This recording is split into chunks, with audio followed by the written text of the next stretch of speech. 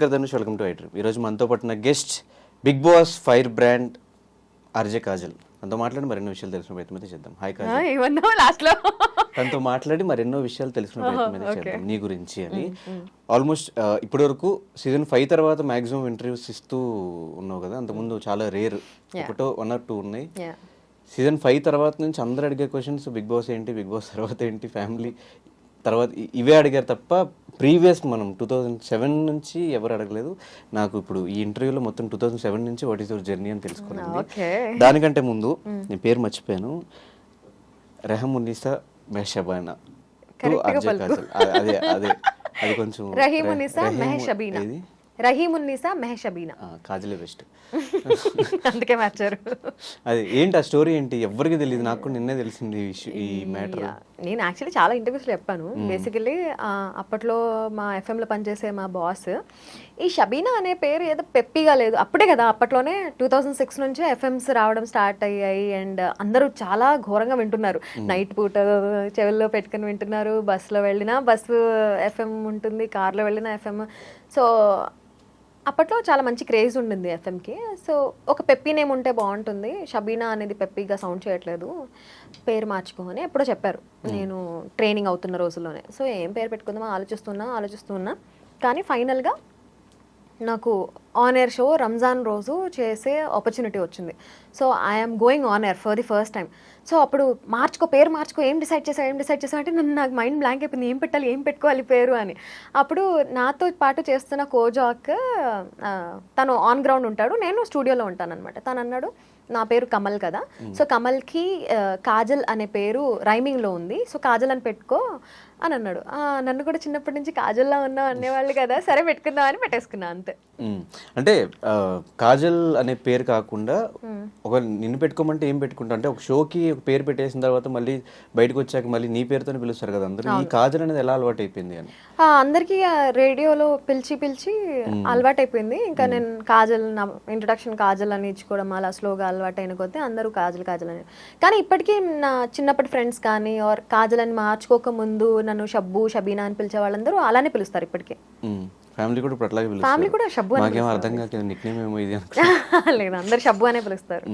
Okay, ఒకసారి 2007 ఆ టైంకి పోదాము. ఎట్లా స్టార్ట్ అయింది కెరియర్?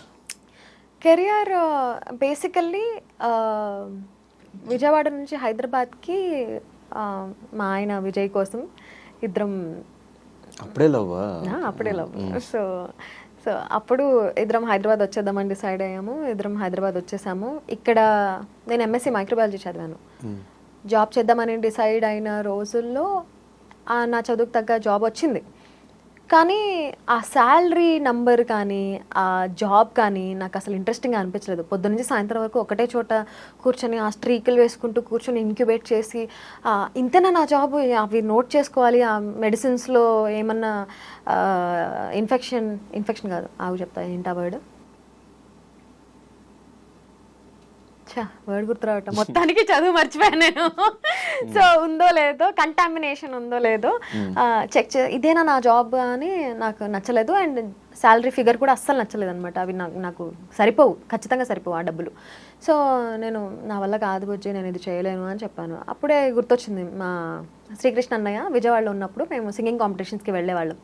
అన్నయ్య ఎఫ్ఎంలో పనిచేస్తున్నాడు కదా, సరే ఒకసారి అడిగి చూద్దామంటే అన్నయ్య కాల్ చేశాను. అన్నయ్య ఏమో అవుతున్నాయి ఆడిషన్స్, కానీ విజయవాడ ఎఫ్ఎంకి, అప్పుడు విజయవాడ ఎఫ్ఎం పెట్టబోతున్నారు అనమాట కొత్తగా, ఎఫ్ఎంకి తీసుకుంటున్నారు అంటే సరే ఏదో ఒకటి వెళ్ళి ట్రై అయితే చేద్దాము అని చెప్పి వెళ్ళి ఆడిషన్ ఇచ్చేసాను.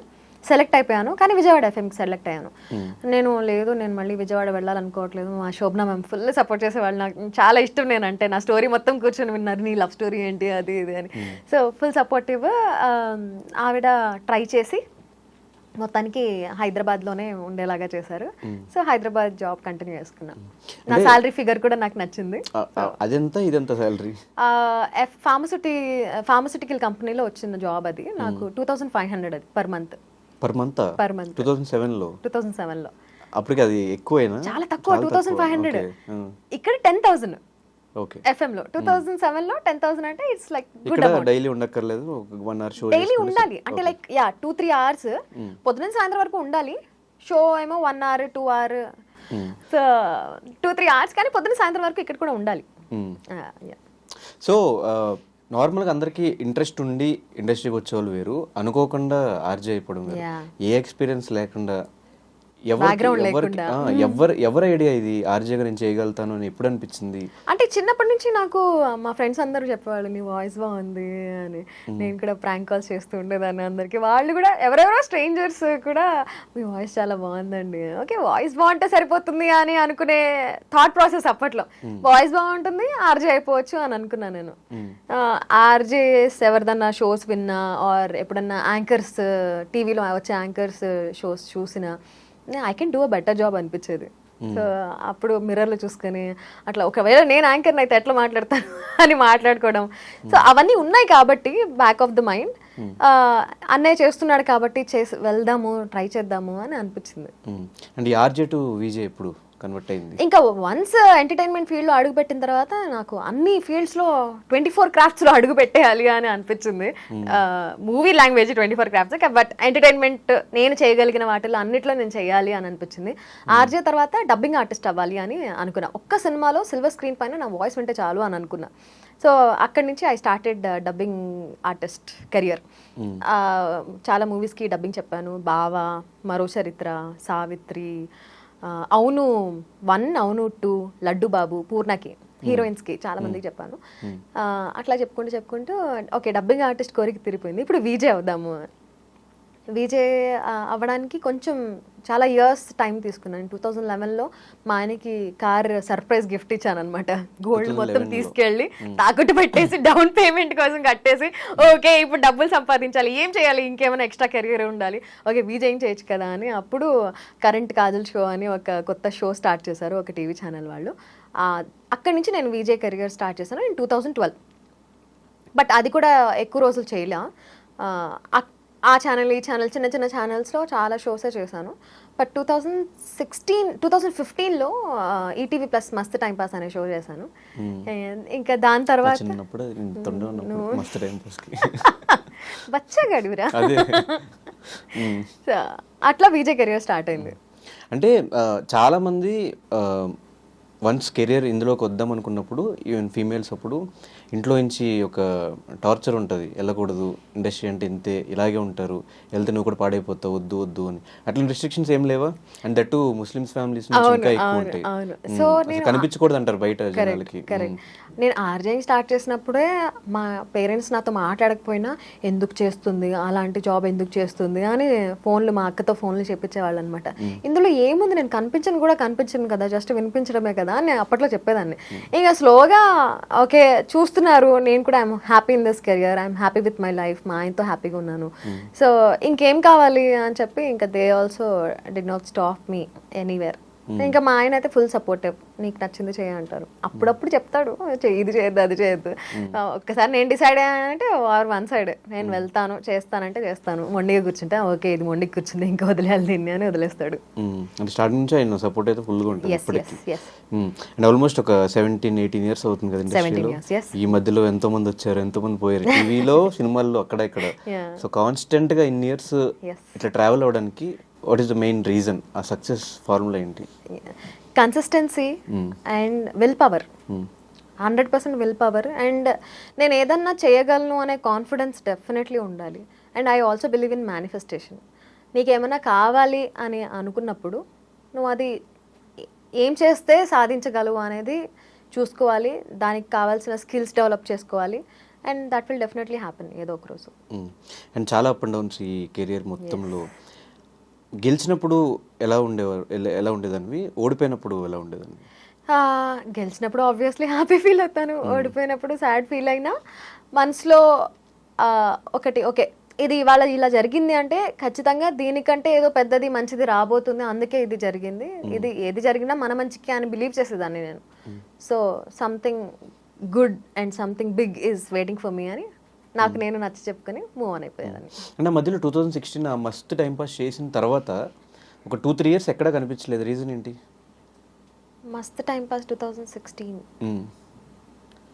యా 17, 18, 18, 19, 20 కోవిడ్ పోయిన 21 వరకు అసలు బిగ్ బాస్ లో మళ్ళీ చూసేవారు కాజల్ ఎక్కడుందో ఏమైపోయిందో ఎక్కడ కనిపించలే. అరకొర అప్పుడప్పుడు యూట్యూబ్ లో ఇంటర్వ్యూస్ అవి చేస్తూ ఉండేవి. ఈ 4-5 ఇయర్స్ ఎలా గడిచిపోయింది? I was last somewhere. ఇప్పుడు నువ్వు చెప్పగానే నాకు ఒక్కసారి ఇట్లా ష్రింక్ అయింది నాకు హార్ట్. ఎందుకు నేను అంత ఖాళీగా ఉన్నాను, నేను ఎప్పుడు ఖాళీగా ఉండనే అనే థాట్ ప్రాసెస్ వెళ్తుంది. బట్ 2017, 18, 19, 20 వరకు కూడా I was happy with my life. నేను private anchoring, emceeing, corporate shows and all అవి నేను కాన్స్టెంట్గా ఎప్పుడు చేస్తూ ఉంటాను. బట్ ఒక ప్లాట్ఫామ్ పైన, ఒక టీవీ ఛానల్లో, పాపులర్ ప్లాట్ఫామ్ పైన కనిపించలేదు. But I was content with my life and I was happy with what I was doing and I was earning good. So నాకు ఎప్పుడు గ్యాప్ తీసుకున్నట్టయితే అనిపించలేదు. డబ్బింగ్స్ చెప్పుకునేదాన్ని. సో ఆ వర్క్ అంతా it was going on. Main stream ఎందుకు break పడిపోయిందని, ఒక successful career వెళ్తున్నప్పుడు మధ్యలో అంత బ్రేక్ ఎందుకు వచ్చేసింది? 2017 తర్వాత మేము మరి ఆపర్చునిటీస్ ఏం మస్ట్ టైం రాలా. పాస్ మీరు చేసిన షో కూడా హిట్ అయింది. అవును, మస్త్ టైం పాస్ తర్వాత నాకు ఆపర్చునిటీస్ ఏం రాలేదు. నేను కూడా ఏం ట్రై చేయలేదు. ఆ తర్వాత ఓకే డబ్బింగ్స్ చెప్పుకుంటున్నా, ఎంజాయ్ చేస్తున్నా లైఫ్. నా బెస్ట్ ఫ్రెండ్ లిప్సికా ఉంది కదా, సో మేమిద్దరం ఈవెంట్స్ ఎక్కువ చేసేవాళ్ళము అండ్ ట్రిప్స్కి వెళ్ళేవాళ్ళం బాగా. సో ఫ్రెండ్షిప్లో ఫుల్ బిజీ ఉండే నేను ఆ ఇయర్స్ అన్నీ కూడా. 2019 కోవిడ్ వచ్చేసింది అండ్ 2019 కోవిడ్ వచ్చిన తర్వాత అప్పుడు ఇట్ షుక్ మీ. ఏం చేస్తున్నాను, వాట్ ఐమ్ ఐ డూయింగ్ అని. So what I'm I doing, ఏం చేస్తున్నాను, ఏం చెయ్యాలి అనే ఆలోచనలు వచ్చినప్పుడు Vijay gave me this idea of YouTube channel పెట్టుకోవచ్చు కదా నువ్వు, ఇంత టాలెంట్ ఉంచుకొని నువ్వు ఎందుకు ఇట్లా వేస్ట్ చేస్తున్నావు అని అంటే ఓకే సరే అని అప్పుడు తను నాకు ఒక రింగ్ లైట్ కొనిచ్చాడు అనమాట. నేను అక్కడి నుంచి స్టార్ట్ చేశాను మళ్ళీ. ఓకే యూట్యూబ్లో ఏమైనా చెయ్యాలి అని చెప్పి బిగ్ బాస్ సీజన్ 4 నడుస్తుంది అప్పట్లో. రివ్యూస్ స్టార్ట్ చేశాను. రివ్యూస్ చేసుకుంటూ అది కూడా రివ్యూస్ చాలా డిఫరెంట్గా ప్లాన్ చేశాను. నాకు నైట్ అంతా నిద్ర ఉండేది కాదు. నా షో అయిన తర్వాత షో చూసినప్పుడు పాయింట్స్ రాసుకొని మళ్ళీ 4 గెటప్స్ క్యారెక్టర్స్ వేసుకొని అవి పంచులు పేలేలాగా షూట్ నేనే చేసుకొని, ఆ రింగ్ లైట్ పెట్టుకుని నేనే షూట్ చేసుకుని, నేనే ఎడిట్ చేసుకుని, నేనే అప్లోడ్ చేసి మార్నింగ్ 5-6కి అలా పడుకునేదాన్ని. సో అప్పుడే నేను బిగ్ బాస్కి వెళ్ళాలి అన్న థాట్ వచ్చిందనమాట. అండ్ నా మేనిఫెస్టేషన్ వర్క్డ్ అవుట్ అండ్ నాకు 2020లో వచ్చింది ఆఫర్. 21లో వెళ్ళాను. 2021 లోపు నేను I was doing YouTube, main stream YouTube channel start చేశాను. RJ Kajal, crazy talks with Kajal అని షో స్టార్ట్ చేశాను. అందులో బిజీగా ఉండే, అది కూడా మంచిగా వెళ్ళింది, చాలా బాగా చేశాను. దాని తర్వాత బిగ్ బాస్కి వెళ్ళాను. బిగ్ బాస్ నుంచి వెళ్ళొచ్చిన తర్వాత మళ్ళీ సీజన్ 2 స్టార్ట్ చేశా. ఇప్పుడు మళ్ళీ ఒక బ్రేక్ తీసుకున్నా. ఆ బ్రేక్ తర్వాత ఇప్పుడు మళ్ళీ సీజన్ 3 స్టార్ట్ చేయబోతున్నా. And before Kajal financial state కి ఆఫ్టర్ బిగ్ బాస్ తర్వాత ఇప్పుడున్న ఫైనాన్షియల్ స్టేట్ కి హ్యూజ్ డిఫరెన్స్ ఉంది. 100%. ఎందుకంటే ఇప్పుడు బిఫోర్ బిగ్ బాస్ నేను ఒక ఈవెంట్కి ఒక సర్టెన్ అమౌంట్ నేను చార్జ్ చేస్తుంటే ఆఫ్టర్ బిగ్ బాస్ ఆ అమౌంట్కి 3 times ఎక్కువ చార్జ్ చేస్తున్నాను. So obviously there is a huge leap, huge shift. కాబట్టి ఇప్పుడు now I'm earning good and I'm satisfied. అంటే చాలా మంది కెరియర్స్ ఇండస్ట్రీలో కొంతవరకే వాళ్ళ హవా కొంతవరకే నడుస్తుంది. కొన్ని రోజుల తర్వాత వాళ్ళు ఫేడ్ అవుట్ అయిపోతారు, మళ్ళీ వెతుక్కోవాలి. సో ఆ పరంగా ఏమైనా ప్లాన్స్ కానీ ఏమైనా చేసుకున్నారా? అయ్యా డెఫినెట్లీ ప్లాన్స్ అయితే ఉన్నాయి. కానీ ప్లాన్స్ అన్నీ వర్కౌట్ అయ్యాక అవి చెప్పుకుంటే బాగుంటుంది. I'm someone who believes in okay చెప్పుకుంటే పనులు అవ్వవు, అందుకే చెప్పుకోను. సో బిగ్ బాస్ ఆపర్చునిటీ వచ్చినప్పుడు what is your first reaction? అంటే అప్పటివరకు సీజన్ చూసి దాని రివ్యూస్ చెప్పుకుంటూ, అండ్ బిగ్ బాస్ అంటే చాలా ఇష్టం అని సీజన్ 5 చూసినందుకు అర్థమైపోతుంది. ప్రీవియస్గా హిందీ, తెలుగు అన్ని లాంగ్వేజ్ బిగ్ బాస్ సీజన్స్ అన్ని చూసి వచ్చినట్టు అనిపించింది. ఏ టాస్క్ ఎలా ఆడాలి, ఎక్కడ ఏం మాట్లాడాలి, ఏంటి మొత్తం ప్లాన్ చేసుకుని వచ్చినట్టు అనిపించింది. ఆ బిగ్ బాస్ జర్నీ అంతా ఎలా అనిపించింది? బిగ్ బాస్ ఫస్ట్ వచ్చిన తర్వాత నా రియాక్షన్ వాస్ ఒక పువ్వు ఇట్లా బ్లూమ్ అవుతుంది కదా, so my heart Bloom like that. Wow my God, yes I did it, finally I got this opportunity అని చాలా హ్యాపీ ఫీల్ అయ్యా. ఫస్ట్ మా ఆయనకు చెప్పా, తర్వాత మా అక్కకి చెప్పా. ఫస్ట్ మా ఆయన రియాక్షన్ అయితే వద్దు, వెళ్ళొద్దు, మంచిది కాదు, నెగిటివిటీ అవసరం మనకి, అది ఇది. సరే ఓకే నువ్వు ఒప్పుకోకపోతే నేను బిగ్ బాస్ షోకి వెళ్ళి నాకు కంటెంట్ ఇస్తున్నావు నువ్వు, మా ఆయన ఒప్పుకోలేదు అయినా వచ్చాను అని చెప్పుకుంటాను నేను. అంటే అమ్మ తల్లి నీకో దండం అని చెప్పి ఒప్పుకున్నాడు. బిగ్ బాస్ సీజన్ నేను హౌస్ లోపలికి వెళ్ళినప్పుడు అందరికీ ఇదొక ఇప్పుడు నువ్వు ఎలా అయితే షో చూసాను ప్లాన్ చేసుకొని వచ్చాను అని అందరికీ అదే ఫీలింగ్ ఉండింది. కానీ యాక్చువల్గా షో చూడడం వేరు, అందులోపల ఉండి మనం యాక్ట్ చేయడం వేరు. ఎందుకంటే అక్కడ యాక్టింగ్ ఏమి ఉండదు, రియాక్షనే ఉంటుంది. నీ ఏ పర్సనాలిటీ అయితే ఉందో కోర్ పర్సనాలిటీ అదే బయటికి వస్తుంది. నువ్వు ఒక 1-2 days ఏమైనా యాక్టింగ్ చేయగలవేమో, కానీ నీ core personality after few days అది బయటకు వచ్చేస్తుంది. సో నేను అక్కడ ఏం టాస్క్లు ఆడినా ఆర్ ఎలా ఉన్నా దట్ వాజ్ ద రియల్ మీ. అలాంటి సిచ్యువేషన్స్లో నేను అలానే రియాక్ట్ చేస్తాను అండ్ అలానే ఉన్నాను. సో అది ప్లానింగ్ వర్కౌట్ అవ్వదు బిగ్ బాస్లో. కానీ ఎస్, బిగ్ బాస్ నుంచి వచ్చేసిన తర్వాత అనిపించింది నాకు కొంతమంది కొన్ని స్ట్రాటజీస్తో వచ్చారు, నేను గేమ్ ప్లాన్ స్ట్రాటజీ వేసుకోలేదే అని ఫీల్ అయ్యాను. Because I was going with the flow, just ఫ్లోలో వెళ్ళిపోయాను. బీట్ మై ఒకళ్ళిద్దరు కనిపిస్తే ఓకే, మొత్తం మీరు ఎవరు ఉన్న కండిషన్స్ 15 మందికి అదే పాయింట్. ఈమె కాజల్ షో చూసి వచ్చింది, షో చూసి ఆడుతుంది, తనకి ఎట్లా ఉండాలి, ఎలా మాట్లాడాలి, ఏం చేయాలి, every minute pin to pin తనకు తెలుసు. సో ఇప్పుడు నా ఒక్కదానికే కాదు, నెక్స్ట్ సీజన్లో వెళ్ళిన గీతుకి కానీ ఆదిరెడ్డికి కానీ వాళ్ళని కూడా అలానే అనుకున్నారు అందరూ. Sreemukhi is a huge fan. So చెప్పుకోవడం వల్లనే అలా అయింది. ఇప్పుడు ఫర్ ఎగ్జాంపుల్ నేను హ్యూజ్ ఫ్యాన్, నేను అసలు అసలు అన్ని బిగ్ బాస్ సీజన్స్ చూసాను అని నేను ఒకవేళ చెప్పుకోకపోతే ఎవరికి పాయింట్ వచ్చేది కాదు. నేను చెప్పుకున్నాను కాబట్టి, వాళ్ళకి తెలిసింది కాబట్టి వాళ్ళు అలా అనుకోవడానికి స్కోప్ నేనే ఇచ్చాను. శ్రీముఖి ఇచ్చింది ఆ స్కోప్. ఇప్పుడు ఆదిరెడ్డి గీతు వాళ్ళు రివ్యూస్ ఇస్తున్నారు. సో ఆబ్వియస్లీ ఒక షోని అనలైజ్ చేస్తున్నారు అంటే వాళ్ళకి మొత్తం తెలుసు అనే ఫీలింగ్, అది హ్యూమన్ నేచర్, అది వచ్చేస్తుంది. But nobody can plan it. అంటే తెలుసుకుని వెళ్ళావా, వెళ్ళాకే తెలిసిందా? వెళ్ళాకే తెలిసింది 100%. ఎందుకంటే మనం షో చూసేది వేరు ఉంటుంది, ఆడేది కంప్లీట్లీ డిఫరెంట్ ఉంటుంది. ఒపీనియన్ ఏంటి బిగ్ బాస్ మీద? అది యూస్ఫుల్ కాదా? ఎవ్రీబడి షుడ్ ఎక్స్పీరియన్స్ ఇట్ అని అంటాను నేను. ఎక్స్పీరియన్స్ కాదు, ఒక కాజల్కి కానీ లేదంటే సోయల్కి కానీ వేరే వాళ్ళకి కానీ ఆర్టిస్టులకు కానీ బిగ్ బాస్ షో అయిన తర్వాత వాళ్ళకి అది హెల్ప్ అవుతుందా? అంతా మన మొత్తం అంతా వాళ్ళు చూసేసిన తర్వాత మైనస్ అవుతుందా? దీన్ని మనం 2 రకాలుగా తీసుకోవచ్చు. ఒకటి, ఇప్పుడు from nowhere you are somewhere అనేది బిగ్ బాస్తో వస్తుంది 100%. అది నీకు అసలు మినిమం ఫేమ్ లేని వాడివి, నీ పేరు నీ ఒరిజినల్ నేమ్తో సహా అందరికీ తెలుస్తుంది అంటే that is because of Bigg Boss. లేదు, నువ్వు నీ కెరీర్ని స్పెషల్గా ప్లాన్ చేసుకోవాలనుకుంటున్నావు, ఫస్ట్ నువ్వు ఇలా చేయాలనుకుంటున్నావు, మూవీస్లోకి రావాలనుకుంటున్నావు, నువ్వు ఫేమస్ అవ్వాలనుకుంటున్నావు, నీ టార్గెట్ ఇది, అది వేరు. కానీ you want to be famous, you want to be known, ఒక నోన్ పర్సనాలిటీగా నువ్వు అయితే చాలు అనే ఫీలింగ్ ఉన్న వాళ్ళకి Bigg Boss is right platform. But ఎందుకు నోవేర్ టు సమ్వేర్కి వెళ్ళిన తర్వాత ఆ సమ్వేర్ నుంచి మళ్ళీ నోవేర్కి వస్తున్నారు? దాట్ ఆల్సో నేను చెప్తాను. ఇప్పుడు బిగ్ బాస్ షోలో చూసిన తర్వాత ఏం ఎక్స్పెక్ట్ చేస్తారు జనాలు? కంటిన్యూస్గా కనిపిస్తూ ఉండాలి అని ఎక్స్పెక్ట్ చేస్తారు. కానీ Bigg Boss is just one show. ఆ షోలో కనిపించిన తర్వాత మళ్ళీ అలాంటి షోలో వస్తే కానీ కనిపించరు. ఈ ఆడియన్స్కి ఏమైపోతుందంటే జనరల్గా చూసే వాళ్ళకి ఓకే అందులో కనిపించారు, మళ్ళీ ఎక్కడ కనిపించట్లేదు, మళ్ళీ జీరోకి అయిపోయారు అని. From nowhere to somewhere and again nowhere అని అనుకుంటున్నారు. కానీ from nowhere to somewhere they are somewhere. ఎందుకంటే వాళ్ళని మీరు ఇప్పుడు గుర్తుపడుతున్నారు. ఇంతకుముందు అసలు వాళ్ళు ఎవరో కూడా తెలియదు కదా మీకు. Definitely they are somewhere. But ఆ సీజన్ రన్ అవుతున్నప్పుడు గుర్తుపడడం వేరు, దాని తర్వాత మళ్ళీ నెక్స్ట్ సీజన్ స్టార్ట్ అయిన తర్వాత ఆ సీజన్లో ఉన్న 15 మంది కంటెస్టెంట్స్ హవా వస్తుంది, వీళ్ళందరూ మర్చిపోతూ వస్తున్నారు. మళ్ళీ ఇది అయిపోయిన తర్వాత ఇంకో సీజన్, ఆ సీజన్ కంటెస్టెంట్ హైప్, మళ్ళీ వీళ్ళందరూ డౌన్, ఇలాగే కంటిన్యూ అవుతుంది. కౌశల్ విషయానికి వచ్చినా కూడా అదే జరిగింది. అంత స్టార్డమ్ వచ్చి వెంటనే ఇమీడియట్ గా జీరోకి అయిపోయి, ఇప్పుడు ఇన్స్టాగ్రామ్ లో స్టోరీ అయిపోలేదు కౌశల్. ఈవెన్ అంటే జనరల్ పాయింట్ ఆఫ్ వ్యూలో ఇప్పుడు ఇన్స్టాగ్రామ్ లో తన స్టోరీ పెట్టినా లేకపోతే ఒక పోస్ట్ పెట్టినా కూడా ఒక 2000 to 3000 లైక్స్ మాత్రమే వస్తున్నాయి. ఇదే కౌశల్ ఆ టైంలో పెట్టినప్పుడు 30K 40K 50K లైక్స్. ఇక్కడే డిఫరెన్స్ తెలిసిపోతుంది కదా. Audience memory is so less. Audience మెమరీలో మీరు ఎప్పటికీ ఉండిపోవాలంటే ఎప్పుడు కనిపిస్తూ ఉండాలి. ఒకసారి కనిపించి మళ్ళీ తర్వాత కనిపించకపోతే వాళ్ళు మర్చిపోతారు. మనం కాన్స్టెంట్గా కనిపించాలి అని మనం ఏమైనా అనుకుంటే నువ్వు కాన్స్టెంట్గా మూవీస్ లేకపోతే వెబ్ సిరీస్ ఏదో ఒకటి చేస్తూ ఉండాలి.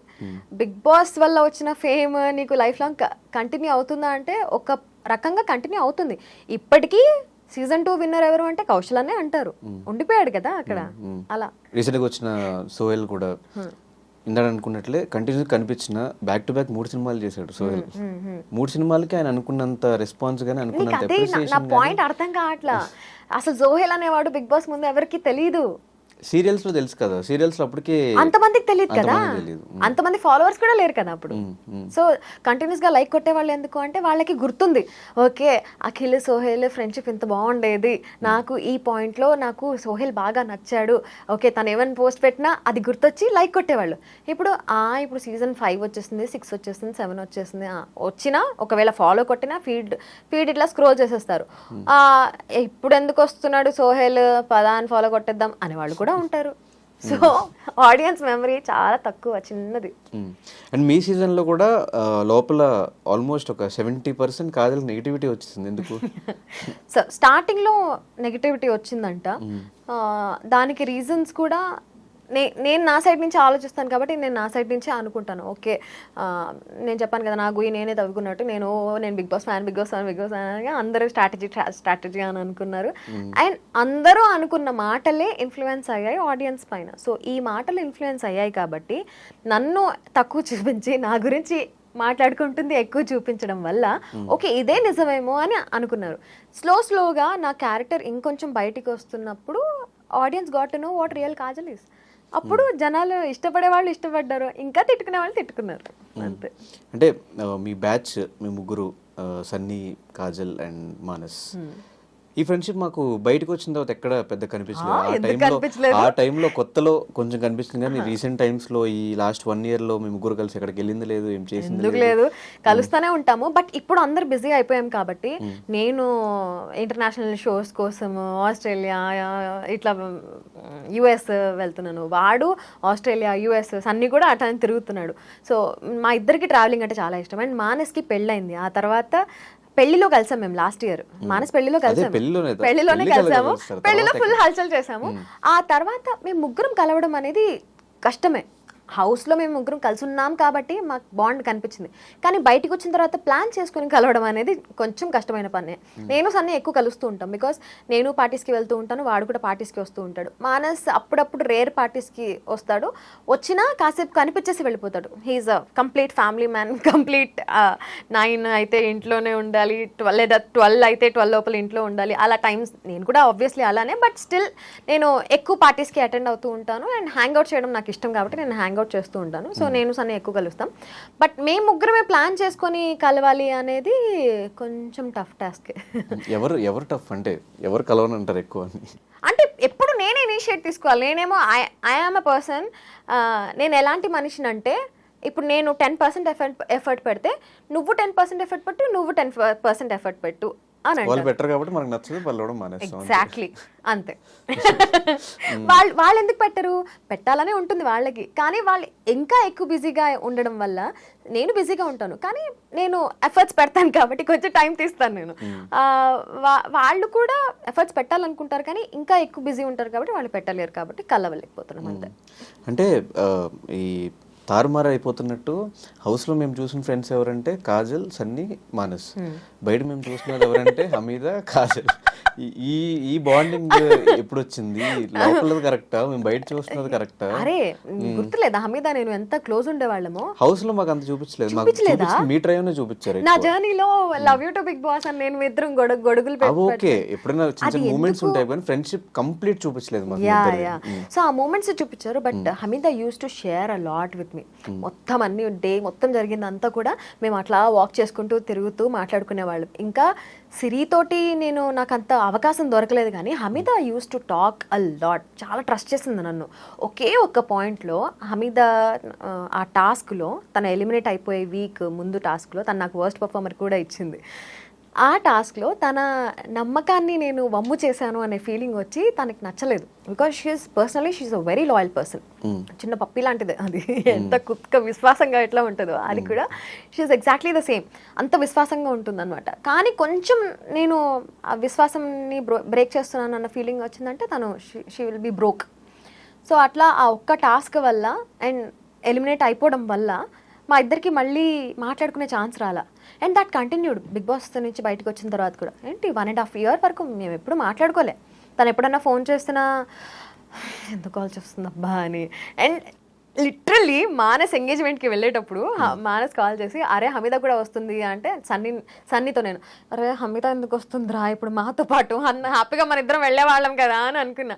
తర్వాత వచ్చింది, కూర్చుంది ఫ్లైట్లో, పక్కన కూర్చుంది. We started talking and it never ended. ఇంకా అప్పటి నుంచి ఉన్న మనస్పర్ధలన్నీ క్లియర్ చేసుకొని ఇంకా ఇద్దరం వీ స్టార్టెడ్ అగైన్. అదే ఆమె ఫేవరెట్స్ లిస్ట్ లో కూడా కాజల్ ఉంటది. ఎవరి ఫేవరెట్?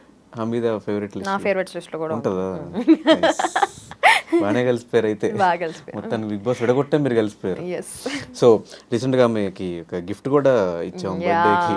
తన చాలా ఇష్టమైన క్యాట్ అన్నమాట, యాపిల్ అనే క్యాట్. 8 years old. అది చనిపోయింది అది. అండ్ తను చనిపోయినప్పుడు దుబాయ్లో ఉండింది.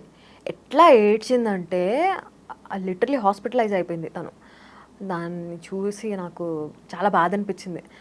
అకేషన్ ఏం లేకపోయినా వెళ్ళి గిఫ్ట్ ఇచ్చేద్దామని డిసైడ్ అయిపోయాను నేను.